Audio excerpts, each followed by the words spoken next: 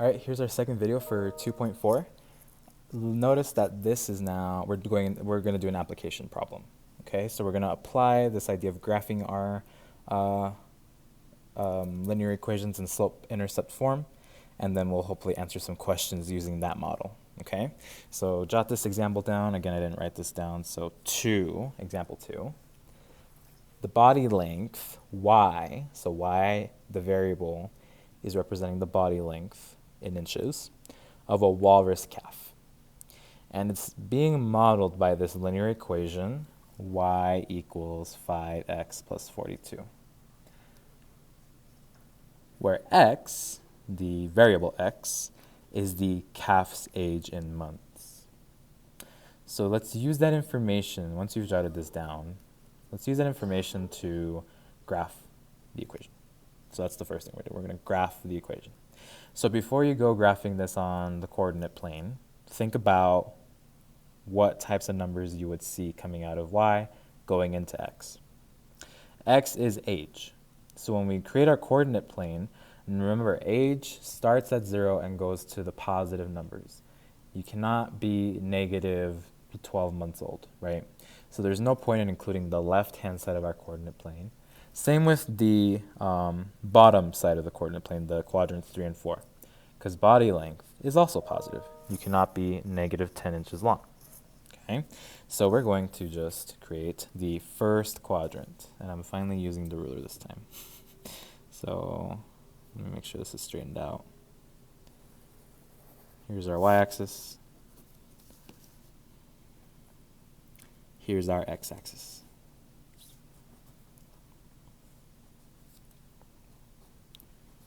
Okay, y, x. And then remember, when you're labeling your axes, in this case, since I have units associated, make sure you attach those units. So x in months, y in inches. Okay, that way you're telling the person reading this graph what each of those values represent.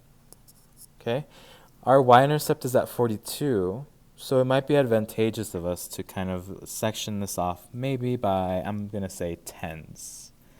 Okay, it doesn't matter what kind of scaling you pick as long as you're consistent. Okay, and as long as you tell the person this is the scaling that I'm choosing. Okay, I was thinking fives, but if I do 5, 10, 15, 20, 25, 30, 42 is going to be all the way up there. So we're going to scale this by tens. So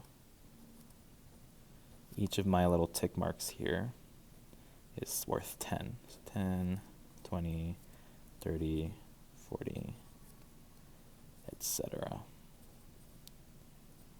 Okay, and then I think these down here is okay if we just do 1, 2, 3, 4, 5, 6, 7, 8.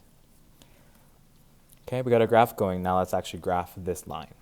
So the y-intercept is 42, which means that our line is going to intersect the y-axis at 42, if you remember from the previous video. So go up to 42, or go up to 40, and it's a little bit past that. So here's our y-intercept. And now our slope is 5 over 1. We rise 5, run 1. Well, our increments are in 10, so if we want to make our life a little bit easier, if I want to make this 5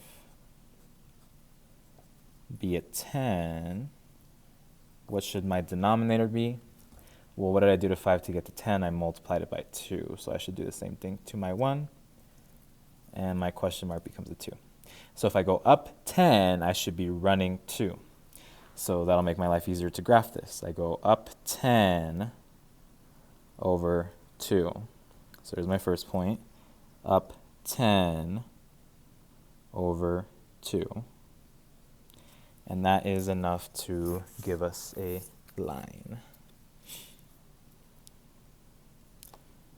Okay, and we don't want to show it going to the left past the y-axis because it wouldn't make sense for us to have data over there, right? Because remember, our our time in months has to be positive, so we don't want to go to the left at all. Okay, so there's our graph. Now, let's describe what the slope and the y-intercept represent in this situation. Okay, So what does the slope represent? Remember, that represents our rate of change in general. So if our slope is 5 over 1, well, that means that our y value, our body length, is changing with respect to the change in the calf's age. So the 1 is 1 month, the 5 is 5 inches. For every 1 month that passes by, the calf will grow 5 inches in length. Okay? So slope for every 1 month that passes, the calf's body length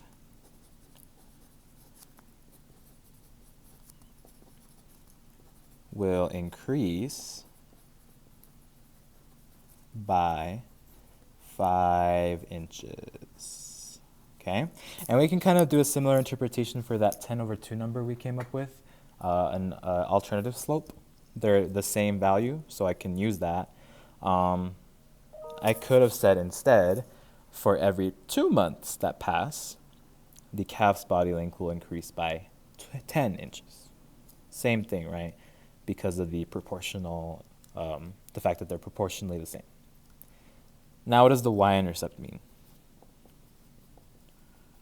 Well, remember, when we have a y-intercept, that means that our that our x value is 0. So what does x equals 0 represent? 0 months. And in terms of the life of the walrus calf, it's when it's born. So when the walrus calf is born, how long is it? 42 inches. When the calf is born, it is 42 inches long. Okay? And remember, born, that represents x equals 0. Last question. Use the equation to predict the body length of a calf that is 10 months old. Okay, so what are we going to do with this 10 months old in order to figure out the body length? Well, remember, x is the age of the calf. So we can substitute in any value for the age of the calf in order to figure out the body length corresponding to that age. So what we're going to do is just take our equation, our model, 5x plus 42. And for x, we're going to substitute 10 because remember, x represents age. So 5 times 10 plus 42. 5 times 10 is 50 plus 42. 50 plus 42 is 92. So we estimate that the calf will be 92 inches at 10 months old. Okay? And I will see you in the next video.